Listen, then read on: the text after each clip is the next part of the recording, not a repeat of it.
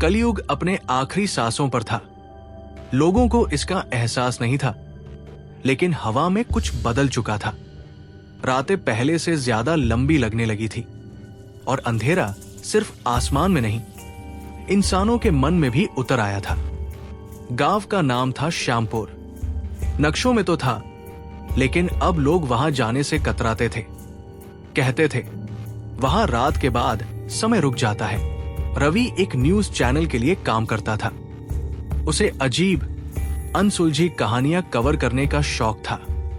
जब उसे पता चला कि श्यामपुर में पिछले 6 महीनों में 12 लोग अचानक गायब हो चुके हैं और हर बार एक ही शब्द उनकी आखिरी आवाज में रिकॉर्ड हुआ है, कायल क्या आ गया है, रवि को हंसी आ गई थी। धार्मिक अंधविश्वास, उसने मन में कहा, लेकिन जब उसने आखिरी ऑडियो सुना, उसकी हंसी गले में अटक गई। उस आवाज में डर नहीं था, उसमें पश्चाताप था। रवि श्यामपुर पहुंचा तो सूरज डूब चुका था।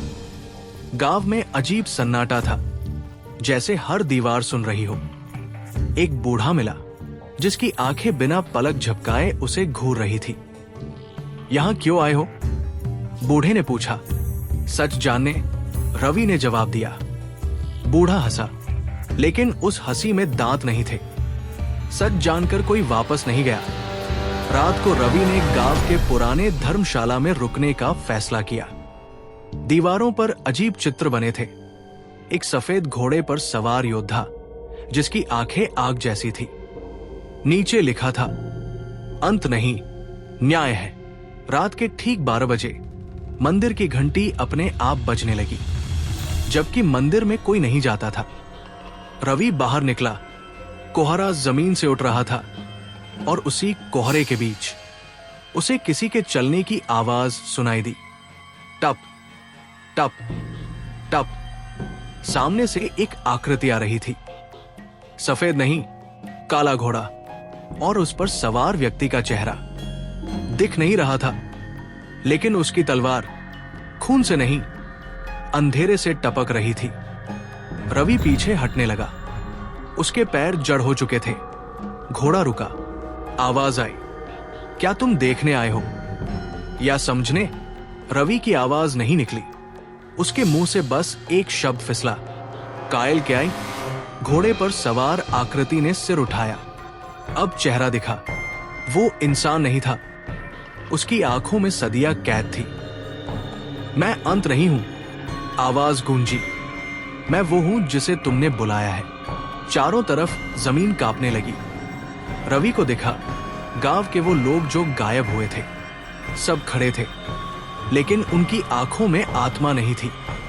ये कौन है? रवि चीखा। ये वो है, कायल क्याई बोला, जिन्होंने अन्याय को देखा और चुप रहे। एक एक करके दृश्य बदलते गए। लालच, बलात्कार, हत्या, विश्वासघात। हर पाप के बाद इंसानों की चुप्पी। कलयुग इसलिए नहीं मरता क्योंकि बुराई है, बल्कि इसलिए क्योंकि अच्छे लोग मौन हैं। रवि रोने लगा। तो ये सब सजा है? नहीं, ये चैन है। अचानक सब गायब हो गया। रवि जमीन पर गिर पड़ा। सुबह जब उसकी आंख खुली, गांव खाली था। न कोई घर, न मंदिर, बस राख। उसके कैमरे में एक आखिरी रिकॉर्डिंग थी, उसकी अपनी आवाज। अगर तुम ये देख रहे हो तो समझ लो, वो आ चुका है। रवि कभी वापस नहीं लौटा, लेकिन हर उस जगह जहां अन्याय होता है, लोग आज भी रात में घोड़े की टाप सुनते हैं। और एक आवाज जो डराती नहीं, जगह देती है। मैं अंत नहीं हूं, मैं न्याय हूं। अगर आप चाहे तो मैं इसी कहानी का पार्ट 2 या इसे और ज्यादा डरावना, लंबा, फुल सीरीज या थंबनेल के लिए killer image prompt plus viral title भी बना सकता हूं। बस बोलिए।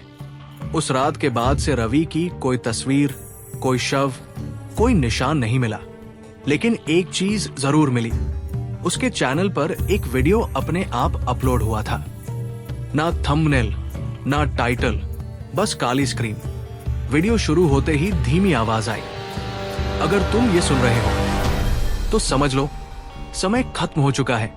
फिर वही घोड़े की टापों की आवाज, टप टप टप, और अचानक स्क्रीन पर वो चेहरा उभरा। आंखें नहीं, जैसे आग के दो गड्ढे। आवाज फिर गूंजी, कल क्या आई, कोई बाहर से आने वाला नहीं है, वो हर उस इंसान के अंदर जन्म लेता है जो अन्याय के खिलाफ खड़ा होने की हिम्मत करता है। स्क्रीन काली हो गई। उस दिन के बाद उस वीडियो को जिसने भी पूरा देखा, उसने अपनी जिंदगी में कुछ न कुछ बदल दिया।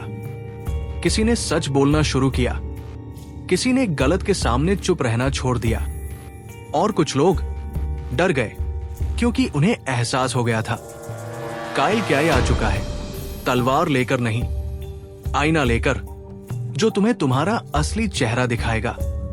अगर ये कहानी सुनते हुए तुम्हें कहीं भी ऐसा लगा कि ये सिर्फ कहानी नहीं थी बल्कि एक चेतावनी थी, तो समझ लो तुमने उसे महसूस कर लिया है। अब फैसला तुम्हारा है, चुप रहना है या जागना है, क्योंकि कलयुग का अंत तारीख से नहीं होता, वो इंसान के अंदर से शुरू होता है। और याद रखना, मैं अंत नहीं हूं, मैं न्याय हूं। अगर आपको ये कहानी पसंद आई हो तो वीडियो को लाइक जरूर करें, चैनल को सब्सक्राइब करें और इसे उन लोगों तक शेयर करें जो आज भी सोचते हैं कि चुप रहना ही समझदारी है। कमेंट में लिखिए न्याय, अगर आप डर से नहीं सच से खड़े हैं। मिलते हैं अगली कहानी में, जहां सच और डर के बीच की रेखा और भी धुंधली होगी।